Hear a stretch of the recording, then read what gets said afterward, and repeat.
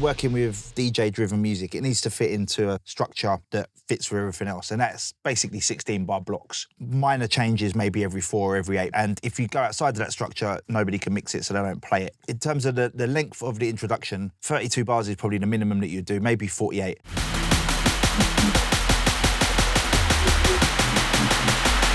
So what I'm going to do is build to this point, bar 33.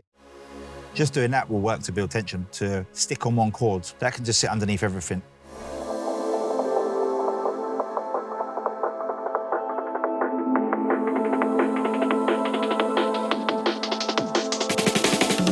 With these pads, what I want to do is create a feeling of growth. I can do that with filters. If I take the bottom out, so this Murder Melodies has got a high pass and low pass filter built into it.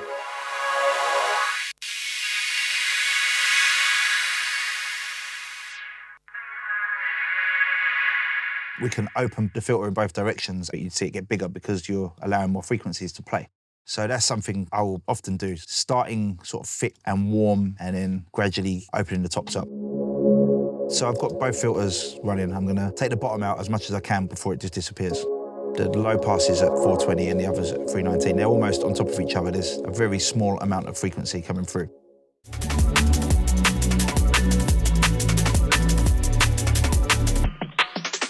And this is the first time I'll actually start to think a bit more about frequencies.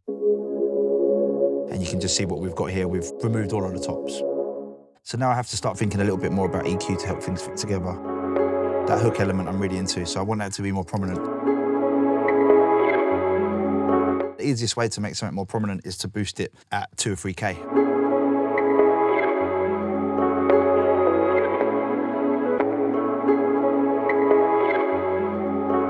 Maybe need to take a little bit of top out of this one. But I want the chords to be thick and the hooks to be a bit thinner and a bit on top.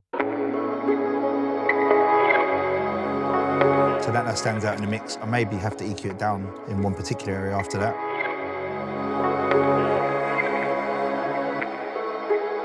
That's the bit where it could be a little bit painful, so I'm just going to put a really tight little dip in there and then make the EQ band dynamic. It only works when the sound goes over a volume level or a certain threshold.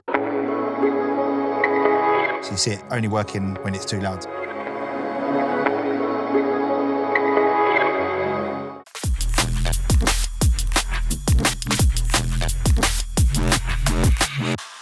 And then we've got these chords from the original sample. It's just cutting them, so we've got chord 1 happens twice, then chord 3 and 4 and at the end. So if I get these in here like this, I may not use it right now, but it will fit with what we're doing. I'm going to put loads of Echo Boy, the ping pong delay again. And we can then filter it in gradually. It will sound like it comes closer as the song builds up. Any bass-driven music, you need a strong sub, and this is a strong sub with interesting mids as well. All the harmonics will help it to stand out.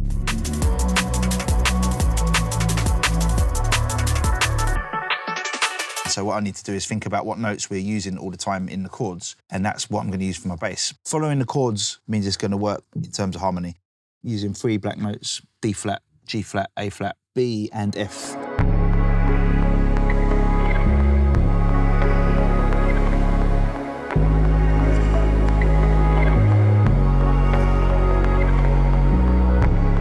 If I move the start point, because it's a long sample, we'll get just a slightly different impact more than anything. It's still going to be the same note, but it's an evolving sample. So if I move it here, that's nice. It's got loads of the harmonics. Not sure how much I want it to be the sampled chords or not. So instead of having it the third chord 3 times, it's more like that repeatedly. The cadence where the chords change is happening more often. I feel like it speeds up almost. What I want to try and do is make space for the vocal and actually cut the bass out entirely at that moment, so we have a little gap. So that's flowing with the chords nicely.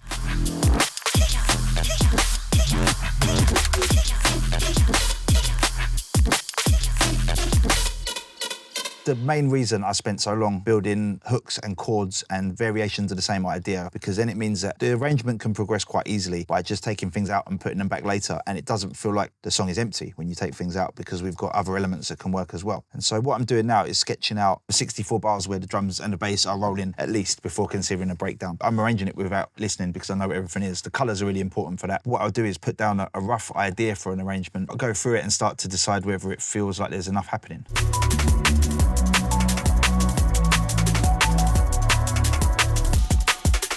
Finally, time to make it rhythmic and add some drums. So this is the point where I go into my library.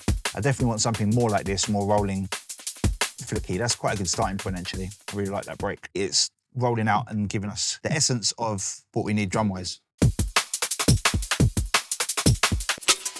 What the old funk break is going to do is give it a bit of roughness. By squeezing the dynamic range, you end up with more perceived loudness. The kick drum in this one is getting in the way of the others. Bass frequencies that are overlapping each other and they're not playing the same note, or they're playing the same note but they're not in phase, there's going to be problems. This one, I'm not here for the kick, it's all about the tops and shuffles, so I can turn them up a little bit more. Taking out the weight, so it's a little bit lighter.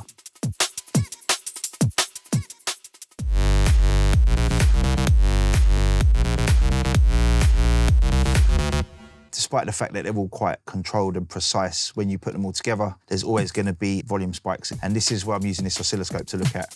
Probably every track, I use the compressor to clip the drums. And you can see there, just by driving it into this distortion, it becomes level again. Now we can check that with the bass and see how they fit together.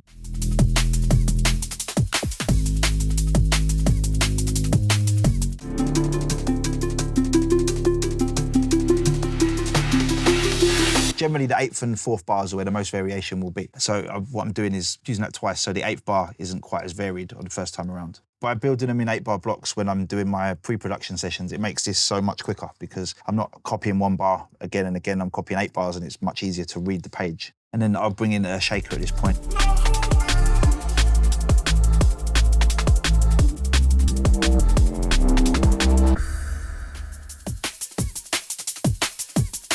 Just add sort of a burst of energy at that point.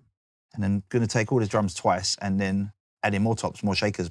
The top end will be changing in a subtle way and it holds your attention as a listener without you really knowing why.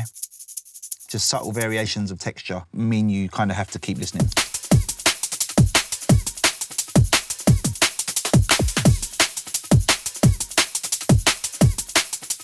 So cut a lot of the drums for that one bar and it makes it feel like it speeds up again when they all kick back in. So there we've got like a very rough outline of the body of the track.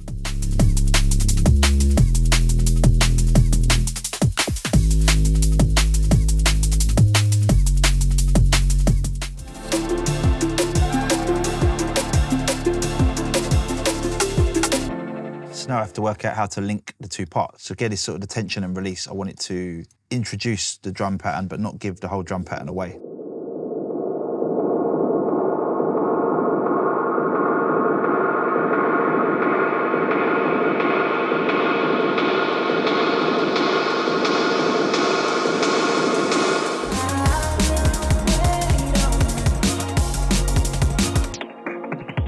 Stop it 2 bars early. So we create a pause before the drums kick in of elements that would help this build up. The simplest is just to have some sort of rise beforehand. Something that Splice is brilliant for because there are just thousands of them. But if I look in my library, there'll be ones I've already used.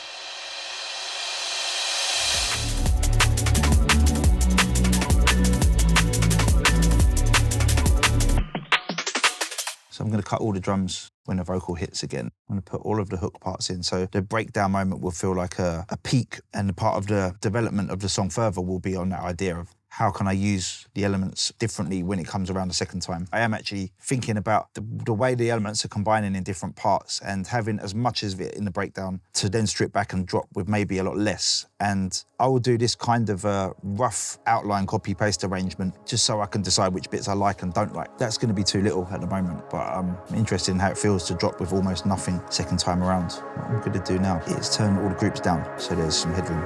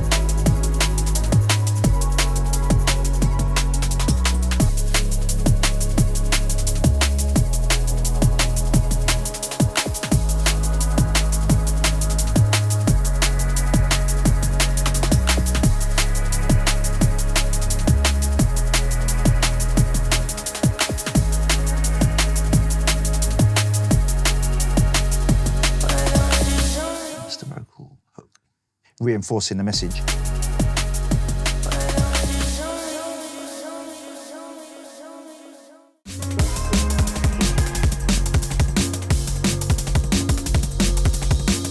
But at this point, I've kind of tired my ears, tired my brain. I'm not going to make any more particularly good decisions. So what I will do at this point is just export it and throw it into my Dropbox folder so that I can do my analysis completely independently of the computer. Instead of trying to spend another 2 hours pushing and pulling elements about, I can just listen and make notes and say that section doesn't quite work, that section's better, try repeating that. What I'll normally do actually at this point is limit it so it's a bit louder, so it stands up in comparison to other songs, so I could play it in the mix at home. So there you go, Philth, show me demo version 1. Job done.